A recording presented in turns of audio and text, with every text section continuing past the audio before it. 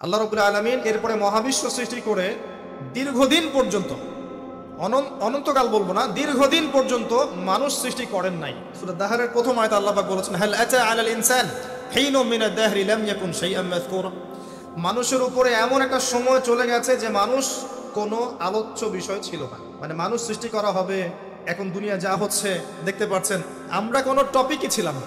এত সময় চলে গেছে মহাবিশ্ব, এখন মনে হয় দুনিয়াটা আমাদের, তাই না? মানুষই সব, মানুষই এই দুনিয়ার পলিটিক্যাল মালিক, ইকোনমিক মালিক, সংস্কৃতির মালিক, পরিবার, ব্যক্তি, সমাজ, সব কিছু মালিককে মালিক মনে হয় এখন মানুষকে। কিন্তু এমন একটা সময় ছিল যখন আল্লাহ বলছেন মানুষ সৃষ্টি হবে, এই বিষয়টা অনেক দূরের পথ ছিল। আল্লাহর জ্ঞানে ছিল, কিন্তু মহাবিশ্বে মানুষের অস্তিত্ব ছিল না। এই মহাবিশ্বেই মানুষের অস্তিত্ব ছিল না। আল্লাহ রাব্বুল আলামিন মহাবিশ্ব সৃষ্টি করেছেন কুন ফায়াকুন, হও হয়ে যাও। সূরা আম্বিয়া 30 নম্বর আয়াতে আল্লাহ পাক বলেছেন, আওয়ালাম ইয়ারাল্লাযীনা কাফার, কাফেররা কি লক্ষ্য করে দেখে না, আন্না সামাওয়াতি ওয়াল আরদা কানাতা রাতকান ফাফাতাকনাহুমা, কাফেররা কি লক্ষ্য করে দেখে না যে আসমান সমূহ এবং জমিন একটা বিন্দুর মধ্যে একত্রিত ছিল, আমি আল্লাহ এটাকে বিস্ফোরিত করে দিয়েছি, পৃথক করে দিয়েছি। এটা সায়েন্সের একটা থিওরির সাথে মেলে না? কোন থিওরি? তারা বলছে বিগ ব্যাং থেকে সব সৃষ্টি হয়েছে, আর আল্লাহ পাক বলছেন বিগ ব্যাং আমি ঘটিয়েছি। তাহলে চিন্তা যেখানে শেষ, আল্লাহ পাকের কুদরত সেখান থেকে কি শুরু। তা আমরা সীমাবদ্ধতা বুঝতে পারছি সায়েন্সের। আমি নিজেও সায়েন্সের ছাত্র, বাট আমি এটা স্বীকার করি সায়েন্স সব কিছুর সমাধান দিতে পারবে না। কারণ আপনি কমন একটা প্রশ্ন করেন যে রুহ কাকে বলে, সায়েন্সকে বলেন যে can you give us the definition of রুহ, আমাদেরকে রুহের সংজ্ঞা দিতে পারবেন? রুহটা কঠিন নাকি তরল না বায়বীয় না কি, আপনি কি ব্যাখ্যা করতে পারবেন? পারবেন না। সিম্পল। জিন জাতির ব্যাখ্যা দেন, ফেরেশতার ব্যাখ্যা দেন, কবরের আযাবের ব্যাখ্যা দেন, জান্নাত জাহান্নাম, হুর পরি ব্যাখ্যা দেন। হুর পরি না, হুর আইন, ভুল হয়েছে, হুর আইন, মিজান, পুলসিরাত, এগুলোর ব্যাখ্যা দিতে পারবে? আমাদের আত্মাটারই তো ব্যাখ্যা দিতে পারছে না। ঘুম, স্বপ্নের ব্যাখ্যা দিতে পারবে? ঘুমন্ত অবস্থায় মানুষ হাসছে এবং কাঁদছে, কি জন্যে? ব্যাখ্যা দিতে পারবে? স্বপ্ন দেখছে, কোত্থেকে স্বপ্ন আসছে, আর স্বপ্ন মাঝে মাঝে সত্য কেমন করে হচ্ছে, এর ব্যাখ্যা দিতে পারবে? স্বপ্ন সত্যি হয় না? শেষ জামানায় মুমিনদের স্বপ্ন বেশি বেশি সত্য হবে, এমনও এসেছে হাদিসে। আখিরুজ জামানে মুমিনদের স্বপ্ন সত্যি হবে।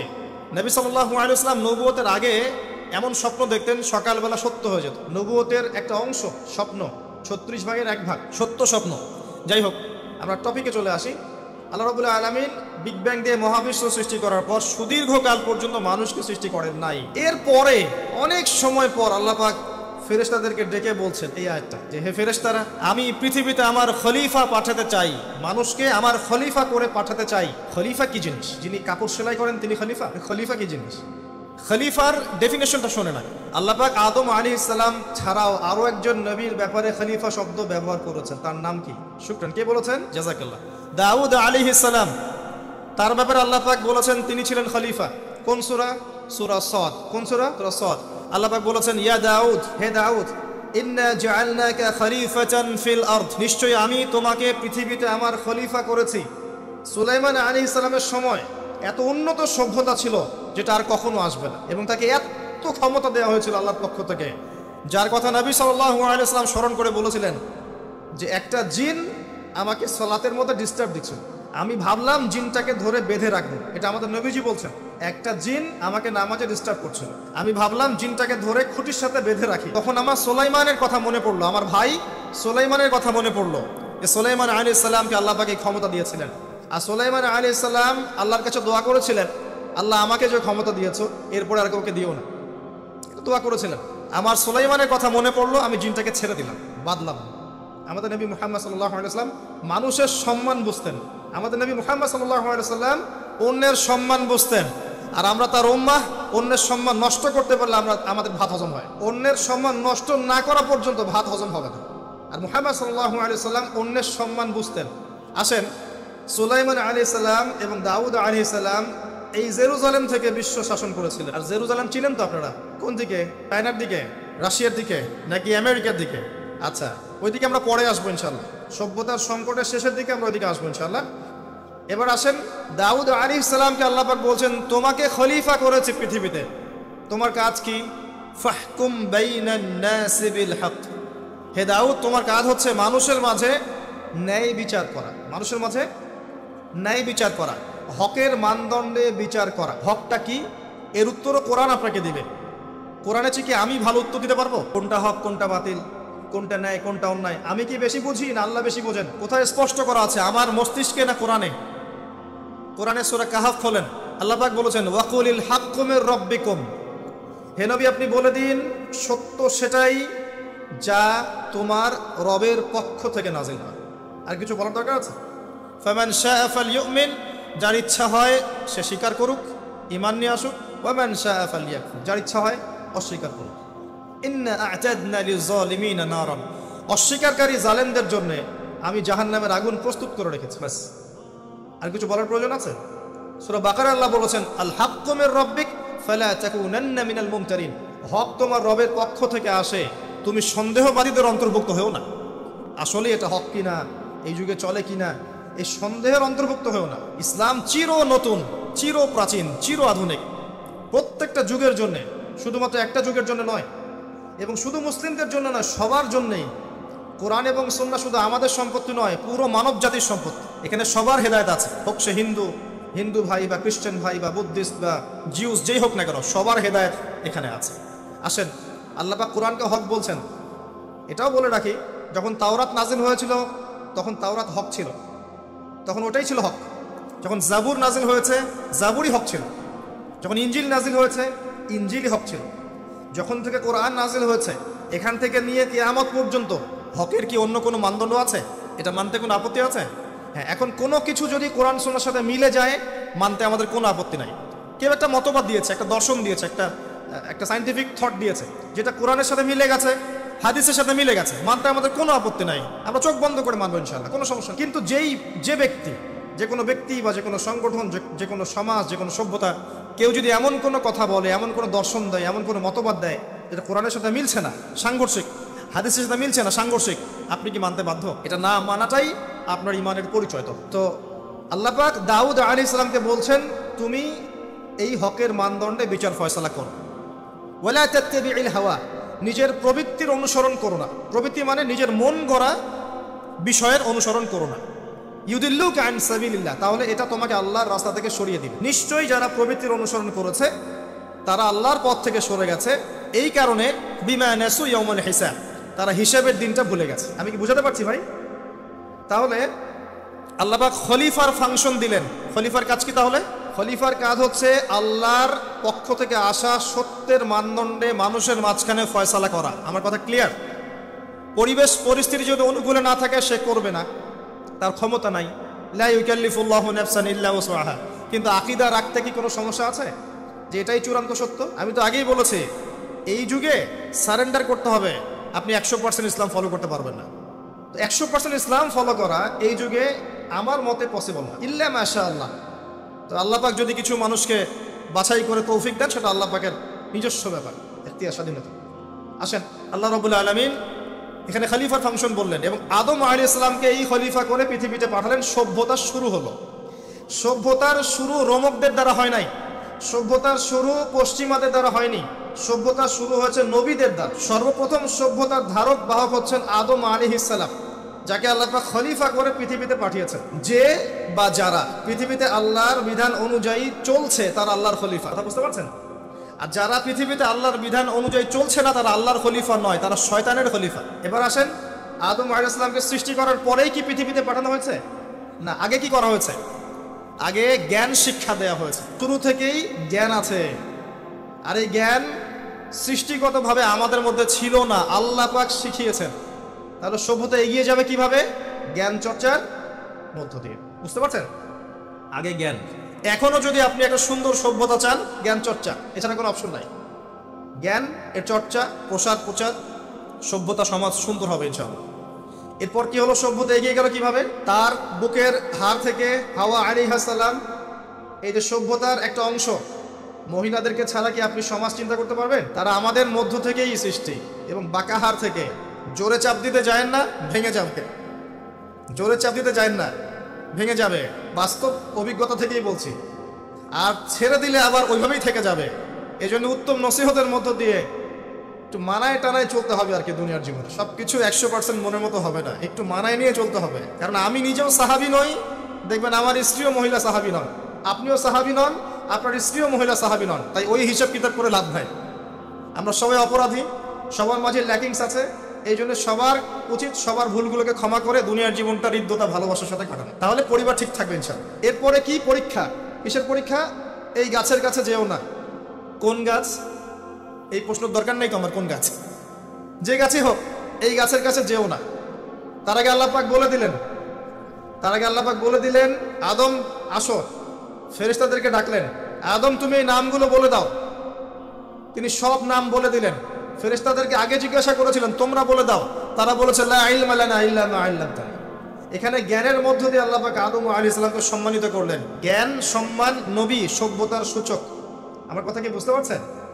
এরপরে ইবলিস, সবাই সেজদা করলো।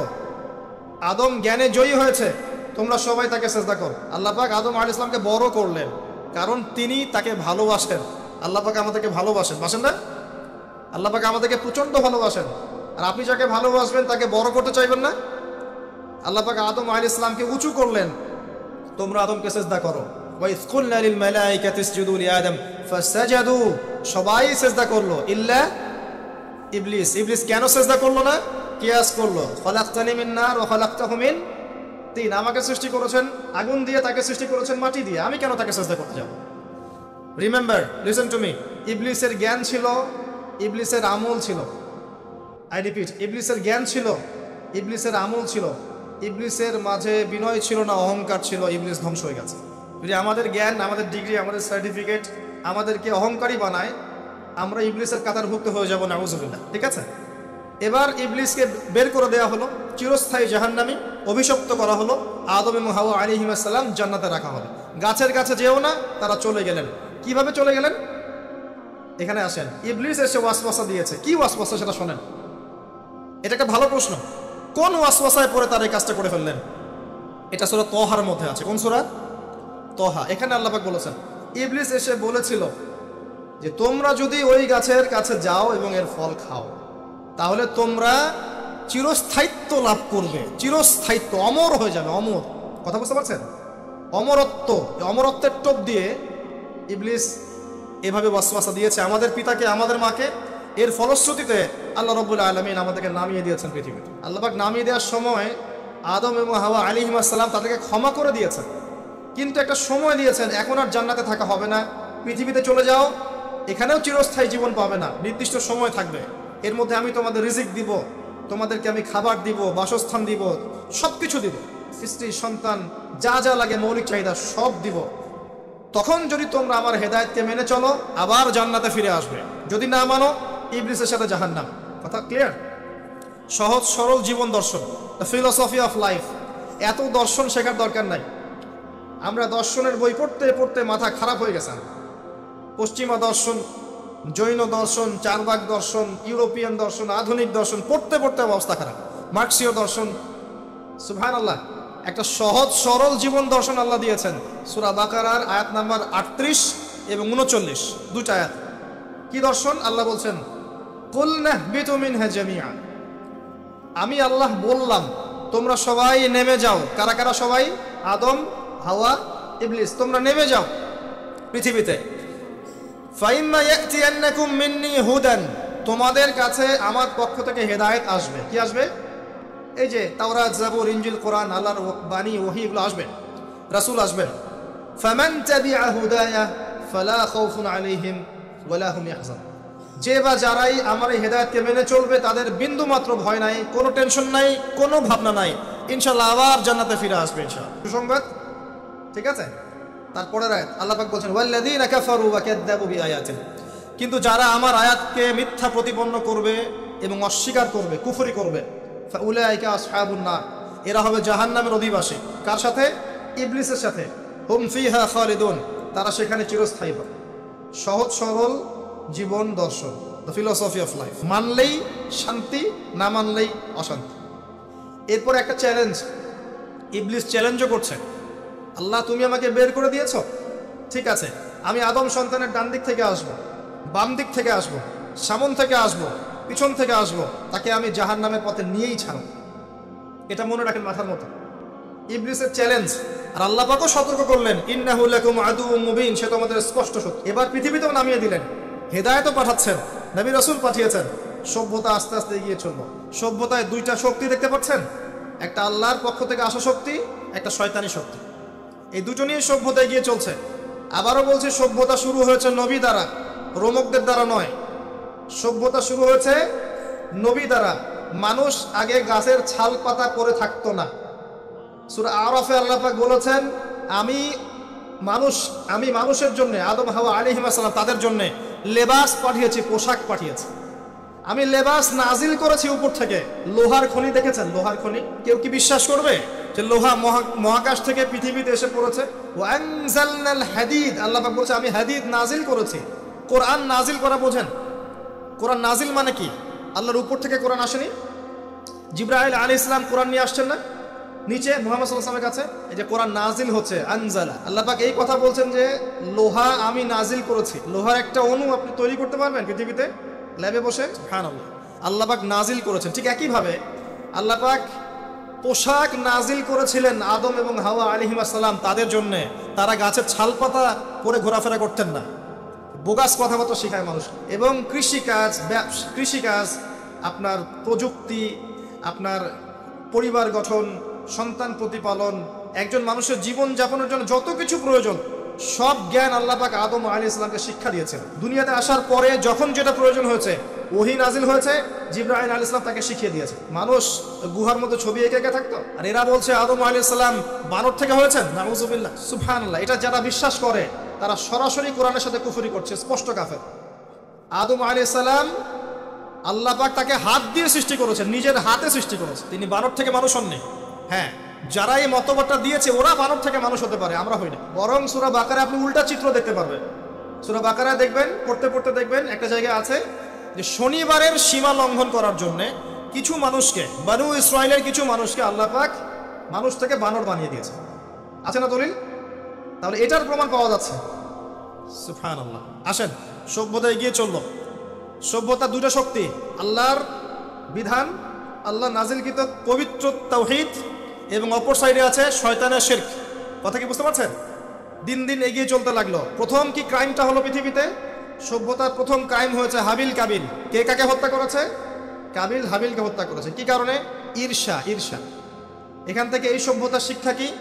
শিক্ষা হচ্ছে এটাই, আজকের দিনেও যদি আমরা হাবিল আর কাবিলের মতো, যে কাবিল যেমন করে ঈর্ষা পরায়ণ হয়ে হাবিলকে হত্যা করেছে, এই ঈর্ষা ত্যাগ না করতে পারি, তাহলে এ উম্মার তাকদীরে খারাপই আছে। কথা কি বোঝা যায়? আমরা এখন পর্যন্ত সেই কাবিলের সুন্নত ত্যাগ করতে পারি নাই। ভিতরটা হিংসা দিয়ে ভর্তি, জর্জরিত।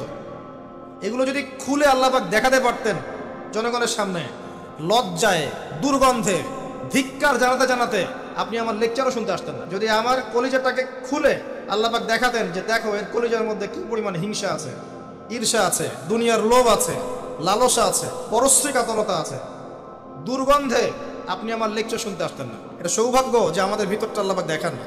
আল্লাহ পাক আমাদের কলবটাকে পরিষ্কার করুন, আত্মশুদ্ধি দান করুন, আল্লাহর নূর দান করুন, এবং ঈর্ষা ত্যাগ করার তৌফিক আল্লাহ পাক দান।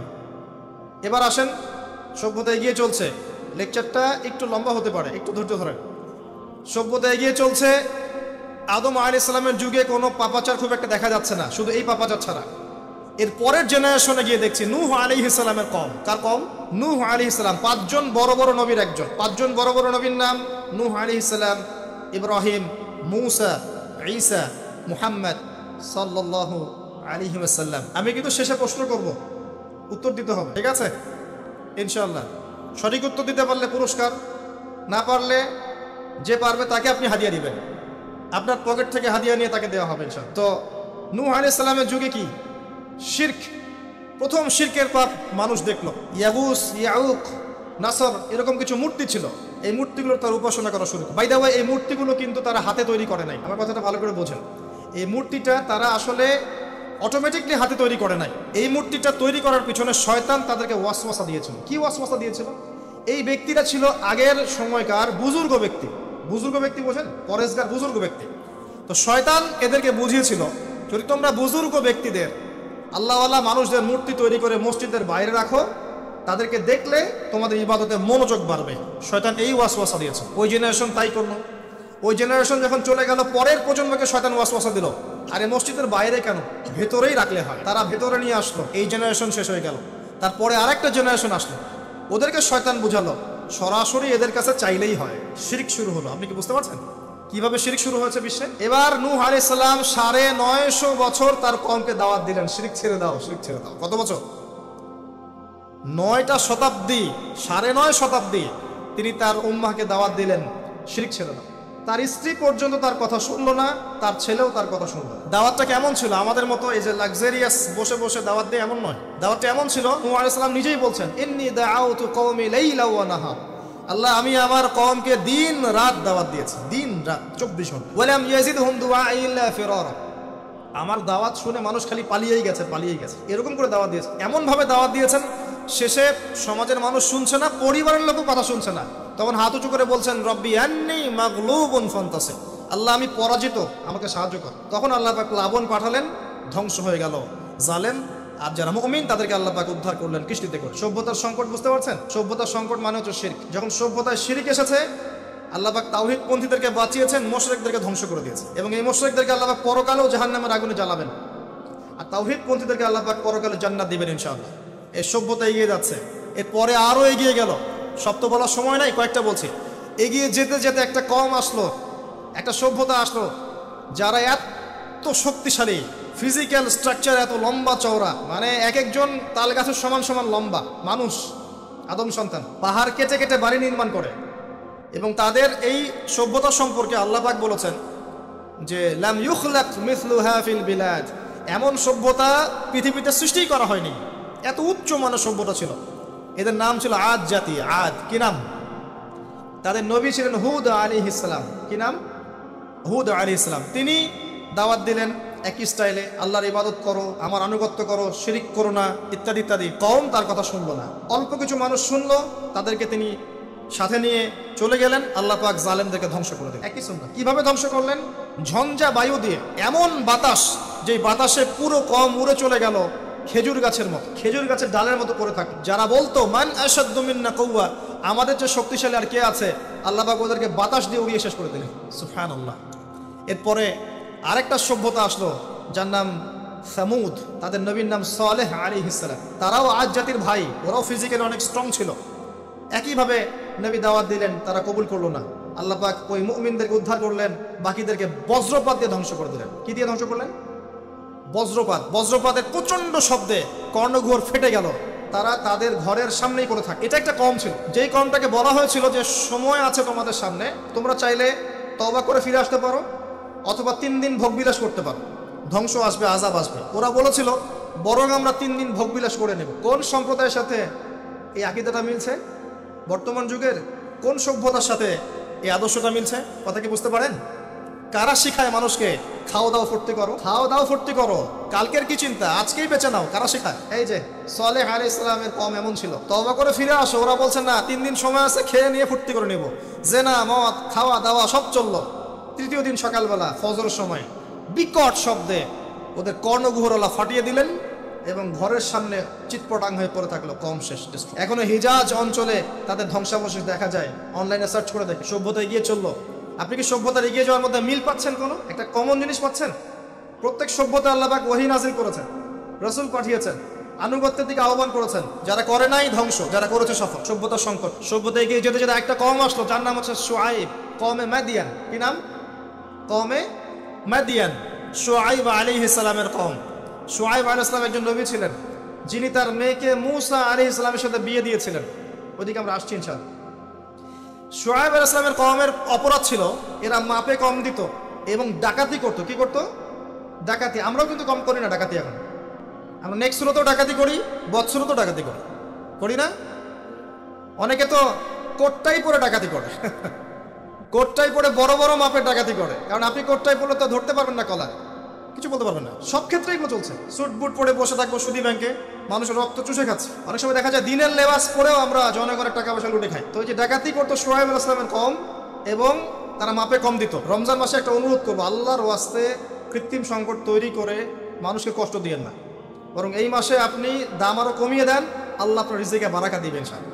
মানুষকে খাওয়ান, বেশি বেশি ইফতার করান, বেশি বেশি ইফতার করান, সমাজ কল্যাণমূলক কাজ করেন, আল্লাহ রহম করবেন। আল্লাহর ওয়াস্তে এই মাসটাকে কোটিপতি হওয়ার সুযোগ মনে করেন না, এটা আপনার ক্ষমা পাওয়ার মাস। আল্লাহ পাক বোঝার তৌফিক দান করুন তাদেরকে। তারপরেও কিছু মানুষ থাকবে, লাহুম কুলুবুন লা ইয়াফকাহুনা বিহা, যাদের কলব আছে উপলব্ধি করে না। ওয়ালাহুম আযানুন লা ইয়াসমাউনা বিহা ওয়া লাহুম আ'য়ুনুন লা ইবসিরুনা বিহা, কান আছে শোনে না, চোখ আছে দেখবে না। উলাইকা কাল আনআম, এরাই জন্তু জানোয়ার। বাল হুম আদাল, বরং তার চেয়েও এরা নিকৃষ্ট। বাল হুম আদাল, বরং তার চাইতেও নিকৃষ্ট। উলাইকা হুমুল গাফিলুন, এরা গাফিল সম্প্রদায়। আসেন, মাপে কম দেওয়া ডাকাতি করার কারণে আল্লাহ পাক কি করলেন?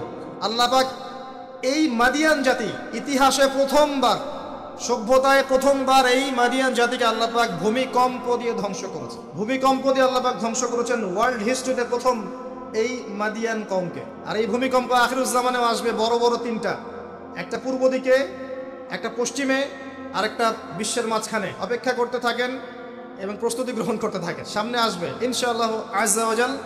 কারো ঠেকানোর ক্ষমতা নাই, বিকজ এটা হাদিসে লেখা আছে, কিছু করার নাই। একটা কাজই করার আছে, পরকালের ফিকির করা আর মৃত্যুর প্রস্তুতি গ্রহণ করা। আসেন, এরপর কি হলো? সভ্যতা এগিয়ে চললো, নবী মূসা আলাইহিস সালামের কওম আসলো। বনু ইসরাঈলের ঘটনা আপনারা জানেন। এর আগে একটা স্কিপ করে গেছে, ওইদিকে আসছি। এর আগে ইব্রাহিম আলাইহিস সালাম ছিলেন, মনে আছে? ওই যে নমরুদ, ইব্রাহিম আলাইহিস সালাম বাবা তার আহ্বানে সাড়া দিচ্ছে না, বাড়ির থেকে চলে গেলেন। স্ত্রী সারা কিনে চলে গেলেন প্যালেস্টাইন, সেখানে থাকা শুরু করলেন। পরে হাজরা আলাইহিস সালামকে বিয়ে করলেন, সেখান থেকে আবার মক্কা, সেখানে সন্তানকে জবাই করার ফিতনা, পরীক্ষা, সফল হলেন, প্রত্যেকটা ক্ষেত্রে সফল হলেন। আল্লাহ রাব্বুল আলামিন তাকে বলেছেন যে ইব্রাহিম একাই একটা উম্মাহ। আল্লাহ পাক তাকে অগ্নি পরীক্ষা নিলেন, অগ্নি পরীক্ষাতেও তিনি পাশ করলেন। নমরুদকে আল্লাহ পাক ধ্বংস করলেন, ইব্রাহিমকে বিজয়ী করলেন। বলেন সুবহানাল্লাহ। সভ্যতার একই চিত্র। এবার মুসা আলাইহিস সালামের সময় আপনি গিয়ে দেখবেন, ফেরাউনকে আল্লাহ পাক দলবল সহ ডুবিয়ে মারলেন। মুসা আলাইহিস সালাম বনী ইসরাঈলকে আল্লাহ পাক উদ্ধার করলেন। একই চিত্র। সভ্যতার সংকট, বুঝতে পারছেন? সভ্যতার সংকটের মধ্যে যখনই আপনি দেখবেন শিরক আছে, আল্লাহর অবাধ্যতা আছে, নবীর আনুগত্য নাই, ধ্বংস। যখনই তাওহীদ আছে, সুন্নত আছে, হালাল আছে, নবীর আনুগত্য আছে, সাফল্য। সভ্যতা আরো এগিয়ে গেল। দেখবেন দাউদ আলাইহিস সালামের যুগ আসলো, তিনি জেরুজালেম থেকে ওয়ার্ল্ড শাসন করা শুরু করলেন। সুলাইমান আলাইহিস সালামের সময় আসলো, তিনি আরো বড় পরিসরে শাসন করা শুরু করলেন। এদিকে ইউসুফ আলাইহিস সালামের সময় এসেছিল, যিনি মিশরে রাজত্ব করেছিলেন। ইয়াকুব আলাইহিস সালামের সময় এসেছিল। ইদ্রিস আলাইহিস সালামের যুগ এসেছিল। যুলকারনাইন তার সময় এসেছিল, যিনি মাশরিক মাগরিব বিজয় করেছিলেন। অনেক যুগ চলে গেল, এমনকি ঈসা ইবনে মারইয়ামের সময় আসলো, তিনিও একই সুন্নাহ পালন করতে লাগলেন। এরপরেও মুহাম্মদ সাল্লাল্লাহু আলাইহি ওয়াসাল্লামের সময় আসলো। এখান থেকে আপনি একটু বচন কবুল করতে লাগলো এবং ইসলামের প্রচার প্রসার বাড়তে লাগলো। যত প্রচার বাড়তে লাগলো, কাফের মুশরিকদের নির্যাতন তত বেশি বাড়তে লাগলো। এত নির্যাতন বাড়তে লাগলো, এক পর্যায়ে মক্কা থেকে আবিসিনিয়ায় হিজরত করতে হলো, হাবাসা, ইথিওপিয়ায়। সেখানে বাদশা নাজাশী ছিলেন, তিনি মুসলিমদেরকে আশ্রয় দিলেন, সেখানে মুসলিমরা থাকতে লাগলো। এমনকি নবী সাল্লাল্লাহু আলাইহি ওয়াসাল্লাম তায়েফে গেলেন সাহায্য পাওয়ার আশায়। তায়েফবাসী খারাপ ব্যবহার করলো, তাকে রক্তাক্ত করলো, তিনি আবার মক্কায় ফিরে আসলেন। তিনটা বছর গাছের ছাল পাতা খেয়ে সাহাবায়ে কেরামকে শিয়ারে আবু তালেবে রাত দিন কাটাতে হলো। 3 বছরের বয়কট জীবন। এরপরে একই বছর অল্প কয়েকদিনের ব্যবধানে চাচা আবু তালেব এবং স্ত্রী খাদিজা রাদিয়াল্লাহু আনহা ইন্তেকাল করলেন। নবী সাল্লাল্লাহু আলাইহি ওয়াসাল্লাম বিষণ্ণ হয়ে পড়লেন। আল্লাহ পাক তাকে মিরাজ ঘটালেন, তার সমস্ত বিষণ্ণতা দূর হয়ে গেল। নবী সাল্লাল্লাহু আলাইহি ওয়াসাল্লাম 11তম বর্ষে ইয়াসরিব থেকে আগত 6 জন যুবককে দাওয়াত দিলেন, যাদের নেতা ছিল আসাদ বিন জুরারাহ রাদিয়াল্লাহু আনহু। এই 6 জন ইয়াসরিব মানে মদিনা থেকে এসেছিল, তার ইসলাম কবুল করে আবার মদিনায় ফেরত গেল।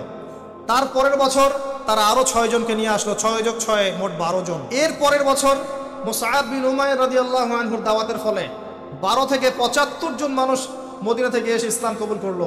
মদিনায় হিজরতের পটভূমি তৈরি হলো। নবী সাল্লাল্লাহু আলাইহি ওয়াসাল্লাম তার পরের বছর হিজরত করলেন মদিনায় সাহাবায়ে কেরামকে নিয়ে। এই যে মদিনা, এটাই হলো প্রথম ইসলামিক স্টেট। কথা কি বুঝতে পারছেন? ওই দাউদ এবং সুলাইমান আলাইহিস সালামের পর এবং ইউসুফ আলাইহিস সালামের যুগের পর এই মদিনাই হচ্ছে পরবর্তী ইসলামিক স্টেট। এখানে ছিল রাষ্ট্রের সমস্ত সংজ্ঞা, এখানে ফুলফিল হলো। এখানে জনগণ হলো, এখানে সার্বভৌমত্ব থাকলো, এখানে গভর্নমেন্ট হলো এবং যার প্রেসিডেন্ট স্বয়ং মুহাম্মদ সাল্লাল্লাহু আলাইহি ওয়াসাল্লাম। আমার কথা কি বুঝতে পারছেন? আমি একটু দ্রুত নিয়ে যাচ্ছি আপনাদেরকে, সময় শর্ট। এবার এই মদিনাকে প্রোটেক্টেড করার জন্য নবী সাল্লাল্লাহু আলাইহি ওয়াসাল্লাম সামরিক বাহিনী থেকে শুরু করে ইকোনমিক বেস, আপনার পলিটিক্যাল অ্যাফেয়ার্স, সমস্ত বিষয়গুলো করতে লাগলেন। এক পর্যায়ে আবু সুফিয়ানের কাফেলাকে আক্রমণকে কেন্দ্র করে বদরের যুদ্ধ হয়ে গেল। আর এই যুদ্ধে মুসলিমদেরকে আল্লাহ পাক বিজয় দান করলেন। তার পরের বছর উহুদের যুদ্ধ হলো। আমাদের একটা ভুলের কারণে আমরা এই যুদ্ধে সাময়িক বিপর্যয়ের শিকার হলাম। পরাজিত হয়নি, সাময়িক বিপর্যয় শিকার হয়েছে। স্বয়ং নবী সাল্লাল্লাহু আলাইহি ওয়াসাল্লামকেও মার খেতে হয়েছে এবং 70 জন সাহাবী এখানে ইন্তেকাল করেছেন, শাহাদাত বরণ করেছেন, যার মধ্যে হামজা রাদিয়াল্লাহু আনহু ছিলেন। এর পরের বছর 10,000 সৈন্য নিয়ে মুশরিকরা আক্রমণ করলো মদিনা। এখানে 1.5-2 মাস মদিনাকে অবরোধ করে রাখলো। এটা হলো খন্দকের যুদ্ধ, আহজাবের যুদ্ধ। সূরা আহজাব পড়ে দেখেন। এরপর তারা ফিরে চলে গেল এবার নবী সাল্লাল্লাহু আলাইহি ওয়াসাল্লাম বললেন, আজকের পর থেকে তারা আর আমাদেরকে আক্রমণ করতে পারবে না, আমরাই করবো ইনশাআল্লাহ। এরপর নবী সাল্লাল্লাহু আলাইহি ওয়াসাল্লাম দাওয়াত বাড়াতে লাগলেন, ইকোনমিক বেস বাড়াতে লাগলেন, সামরিক বিষয়গুলো শক্তিশালী করতে লাগলেন এবং গোত্রে গোত্রে ইসলামের দাওয়াত পৌঁছে দিতে লাগলেন। এক পর্যায়ে স্বপ্ন দেখলেন তিনি মক্কা তাওয়াফ করছেন। সাহাবীরা বুঝে ফেললেন যে আমরা মক্কায় ঢুকবো। তারা ইহরাম বেঁধে মক্কায় ঢুকতে লাগলেন। প্রতিবন্ধকতা দেওয়া হলো হুদাইবিয়া নামক জায়গায়। হুদাইবিয়া নামক জায়গায় খালিদ বিন ওয়ালিদ, যিনি তখন ইসলাম কবুল করেননি রাদিয়াল্লাহু আনহু, তিনি মুসলিমদেরকে ঠেকিয়ে দিলেন, যাওয়া হবে না। এর ফলশ্রুতিতে এখানে চুক্তি হলো, যেটাকে আমরা হুদাইবিয়া সন্ধি বলে থাকি। চুক্তির প্রতিটা দফাই বাইরের চোখ দিয়ে মনে হয় যে আমাদের প্রতিকূলে যাচ্ছে, কিন্তু আদতে এগুলো আমাদের অনুকূলে ছিল। কি দফা? 10 বছর আমরা যুদ্ধ করব না, ওকে ডান। তোমাদের কেউ আমাদের দলে আসলে ফিরাই দেওয়া লাগবে, আমাদের কেউ তোমাদের দলে গেলে ফিরাই দিব না, ওকে ডান। এই বছর ওমরা করতে পারবে না, ফেরত যেতে হবে, ঠিক আছে ডান। পরের বছর আসতে হবে, তাও 3 দিনের জন্য বিনা অস্ত্রে, ওকে ডান। সবকিছুই ডান, যাও। এই চুক্তি হয়ে গেল। আল্লাহ পাক আয়াত নাযিল করলেন, ইন্না ফাতাহনা লাকা ফাতহাম মুবিনা। এই চুক্তির মধ্যেই তোমাকে আমি বিজয় দিয়েছি হে নবী সাল্লাল্লাহু আলাইহি ওয়াসাল্লাম। বলেন সুবহানাল্লাহ। কি বিজয়? বোঝেন এই জায়গাটা। কুরাইশরা ছিল সবচেয়ে বড় শত্রু, আর আমাদের আরেকটা শত্রু ছিল ইহুদিরা, যাদের মধ্যে 3টা গোত্র ছিল, বনু কুরাইজা, বনু কাইনুকা, বনু নাজির। বনু নাজির, বনু কুরাইজা, বনু কাইনুকা, এদেরকে বের করে দেওয়া হয়েছে। এরা খায়বারে গিয়ে আশ্রয় নিয়েছে। এর মধ্যে শুধু বনু কুরাইজাকে হত্যা করা হয়েছিল, কারণ তারা গাদ্দারি করেছিল আহজাবের যুদ্ধে। এটা দ্বিতীয় বড় শত্রু, আর এই কুরাইশা সবচেয়ে প্রধান বড় শত্রু। কি করলেন নবী সাল্লাল্লাহু আলাইহি ওয়াসাল্লাম? তিনি 10 বছরের জন্য তাদের হাতকে চেপে ধরলেন। এই 10 বছর তারা আমাদের সাথে আর যুদ্ধ করবে না, মানে এরা স্টপ। এখন আমি বাইরের শত্রু থেকে ডিল করতে পারবো। কথা কি বুঝতে পারছেন? এই চুক্তির ঠিক পরের বছর নবী সাল্লাল্লাহু আলাইহি ওয়াসাল্লাম খায়বার আক্রমণ করলেন, কারণ এরা আর খায়বারকে সাহায্য করতে পারবে। What a leader, what a personality, মানে কি ব্যক্তিত্ব, কি নেতা, কি বিচক্ষণতা, চিন্তা করেন। 10 বছর বন্ধ করে দিলাম, তোমার সাথে আমার কোনো লড়াই নাই এবং তুমি আমাদের কোনো শত্রুকে হেল্প করতে পারবে না, ওকে ডান, ডিল হয়ে গেল।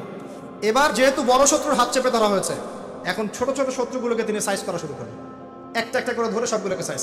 পরে বড়টারও গলা চেপে ধরল। কি ডিপ্লোমেসি! আমরা খালি এখন মিষ্টি খাওয়া সুন্নত জানি, আমরা এখন জিওপলিটিক্যাল ডিপ্লোম্যাটিক সুন্নাত জানি না। জি, চিন্তা করে দেখ, এই জায়গাটা খুব ভালো করে বুঝবেন। খায়বার বিজয়ের পর থেকে নিয়ে মুসলিমদের আর্থসামাজিক অবস্থা আরও বাড়তে লাগলো, প্রচুর সম্পদ গনিমত বাড়তে লাগলো এবং পররাষ্ট্রনীতি অ্যাপ্লাই করা হলো। রোমক সম্রাটকে দাওয়াত দেওয়া হচ্ছে, মিশরের বাদশাকে দাওয়াত দেওয়া হচ্ছে, পারস্যে দাওয়াত দেওয়া হচ্ছে। আস্তে আস্তে সারা বিশ্বে ইসলামের দাওয়াত ছড়িয়ে এক পর্যায়ে মাত্র এই চুক্তির 3, 4, 5 বছর পরেই, এই চুক্তির 10 বছর যায় নাই, 3 বা 4 বছর পরেই, 3, 4, 4.5 এরকম বছর পরেই বিনা যুদ্ধে বিশাল সেনাবাহিনীকে নিয়ে নবী সাল্লাল্লাহু আলাইহি ওয়াসাল্লাম এই মক্কা আক্রমণ করলেন। মক্কা বিজয়। কোন মক্কা? যেই মক্কা আগে শিরিক ছিল, এখন শিরিক নাই। যেই মক্কায় সুদ ছিল, এখন সুদ নাই। যে মক্কায় নারীকে জীবন্ত কবর দেওয়া হয়েছে, নারীর কোনো অবমাননা নাই। যেই মক্কার মধ্যে মাদকের সয়লাভ ছিল, কোনো সয়লাভ নাই। যে মক্কায় গোত্রীয় হানাহানি কাটাকাটি ছিল, এখন কিচ্ছু নাই, সবাই ভাই ভাই। এই মক্কা, জাহেলিয়াতের মক্কাকে আল্লাহ রাসূল সাল্লাল্লাহু আলাইহি ওয়াসাল্লাম 23 বছরের ব্যবধানে একেবারে টোটাল ইসলামিক পরিবেশে পরিণত করলেন। সেই আল্লাহ কি মরে গেছেন? সেই নবীর আদর্শ কি মরে গেছে? আল্লাহ নাজিল করা সেই কিতাব কি উঠে গেছে পৃথিবী থেকে? তাহলে ওই জাহেলি সমাজকে যদি পরিবর্তন করা যায়, আমাদের জাহিলিয়াতকে পরিবর্তন করা সম্ভব না? এই বিশ্বের জাহিলিয়াত পরিবর্তন করা সম্ভব নয়? আমরা করতে পারি না পারি, আল্লাহ পাক এমন প্রজন্ম আনবেন, দেখে নিন তারা করে দেখাবে ইনশাআল্লাহ। যখন আল মাহদি আসবেন, ঈসা ইবনে মারইয়াম আসবেন, তখন জাহিলিয়াতের রেশ মাত্র থাকবে না ইনশাআল্লাহ আযজা ওয়া জাল। এর আগ পর্যন্ত কঠিন সময় আছে। ওই কঠিন সময় যাওয়ার আগে আরেকটু পথ পাড়ি দেওয়া আপনাদেরকে। মুহাম্মদ সাল্লাল্লাহু আলাইহি ওয়াসাল্লাম এই যে মক্কা ইসলামিক পুরো একটা এনভায়রনমেন্ট প্রতিষ্ঠা করলেন, এরপর কি এটা থেমে গিয়েছিল? এরপর আবু বকর সিদ্দিক রাদিয়াল্লাহু আনহু এসেছেন, তিনিও সেই খেলাফার দায়িত্ব পালন করেছেন। কোন খেলাফা? ফাহকুম বাইনান নাসি বিল হক, সূরা সাদ। তারপরে এসেছেন ওমর ইবনে খাত্তাব, আরো 10 বছর, তখন মুসলিমরা অর্ধ বিশ্ব শাসন করেছে। এরপরে এসেছেন উসমান রাদিয়াল্লাহু আনহু, মুসলিমরা আরো বড় বিশ্ব শাসন করেছে। তারপরে এসেছে আলী রাদিয়াল্লাহু আনহুর যুগ, তখন মুসলিমরা অভ্যন্তরীণ কিছু ক্রন্দলে লিপ্ত হয়ে গিয়েছিল। এখানে মুসলিমদের শক্তিটা কিছুটা কমে যায়। আলী রাদিয়াল্লাহু আনহুকে হত্যা করা হয়েছিল, তাকে চোরাগুপ্ত হামলা চালিয়ে হত্যা করা হয়েছে, ঠিক যেমন ওমর রাদিয়াল্লাহু আনহুকে হত্যা করা হয়েছিল। এরপর কি হয়েছে? এরপর মুসলিমদের মাঝে আস্তে আস্তে ফিতনা বাড়তে শুরু করেছে। একদল মানুষ বের হয়েছে যারা বলেছে যে আলী রাদিয়াল্লাহু আনহু তিনি নবী, নাউজুবিল্লাহ। এরা তাকে নিয়ে এত বেশি বাড়াবাড়ি করেছে যে তারা পথভ্রষ্ট হয়ে গেছে। আরেকদল লোক বের হয়েছে, এরা বলেছে কবিরা গুনাহগার ব্যক্তি হলেই কাফের, একে হত্যা করা লাগবে, এরা হয়ে গেছে খারেজি। আরেকদল লোক বের হয়েছে, এরা বলে তাকদীর বলতে কিচ্ছু নাই। আরেকদল লোক বের হয়েছে যারা বলে যে মানুষের কর্মের কোনো স্বাধীনতা নাই। আরেকদল বের হয়েছে যুক্তি দিয়ে প্রমাণিত হলেই কোরআন সুন্নাহ মানবো, না হলে মানবো না। এরকম করে শিয়া, খারেজি, মুতাজিলা, মুরজিয়া, জাহমিয়া, জাবারিয়া, কাদারিয়া, কত যে দল বের হয়েছে। আস্তে আস্তে আস্তে আস্তে উম্মাহ বিভক্ত হতে শুরু করেছে। এই সময়ে ইমামগণ আবির্ভূত হয়েছিলেন, মুহাদ্দিসগণ আবির্ভূত হয়েছিলেন, তারা সংস্কারধর্মী কাজ অব্যাহত রেখেছিলেন। এভাবে আস্তে আস্তে মাযহাবগুলো গড়ে উঠেছে, হাদিসের কিতাবগুলো আমরা পেয়েছি, সভ্যতা এগিয়ে গেছে। আগাতে আগাতে এক পর্যায়ে উমাইয়ারা শাসন নিয়েছে। উমাইয়ারা প্রায় 132 বছর এই উম্মাকে লিড দিয়েছিল। তখন ইসলামী খেলাফা একটা শেল ছিল, একটা শেল, যদিও তারা ভিতর থেকে ফাসেক হয়ে গিয়েছিল, কিন্তু একটা শেল ছিল 132 বছরের মতো। ইসলাম এগিয়ে গেছে, সভ্যতা এগিয়ে গেছে, সভ্যতা রোমকরা দিয়েছে, সভ্যতা মুসলিমরা দিয়েছে, সভ্যতা এগিয়ে গেছে। এরপরে আব্বাসীয় খেলাফত এসেছে প্রায় 500-550 বছর, 550 বছর তারা পৃথিবী শাসন করেছে। আব্বাসীয়দের সময় মুসলিমদের ভিড় যখন দুর্বল হয়ে যায়, তখন মঙ্গোলিয়ানরা আব্বাসীয়দেরকে আক্রমণ করেছিল এবং 40 দিনের ব্যবধানে 20 লাখ মুসলিমকে হত্যা করেছে। যখনই আল্লাহ পাকের ওই সুন্নাহ, যখনই মুসলিমরাও, অমুসলিমরা তো আছেই, মুসলিমরাও যদি আল্লাহর বিধান থেকে সরে গিয়েছে, আল্লাহ পাক ওদেরকেও সরিয়ে দিয়েছেন, নতুন সম্প্রদায় নিয়ে এসেছে। এটাই সভ্যতার সংকট। আবার কথাটা ভালো করে বোঝেন, অমুসলিমদের কথা বাদ দেন, মুসলিমরা যখন দায়িত্ব পেয়েছে মুহাম্মদ সাল্লাল্লাহু আলাইহি ওয়াসাল্লামের সময় থেকে নিয়ে, তখন মুসলিমরাও যদি আল্লাহ এবং তার রাসূলের অবাধ্যতা করেছে, আল্লাহ পাক মুসলিমদেরকেও সরিয়ে দিয়েছেন, অন্য নতুন প্রজন্মকে নিয়ে এসেছেন। এটা আল্লাহর সুন্নাত, মনে রাখবেন।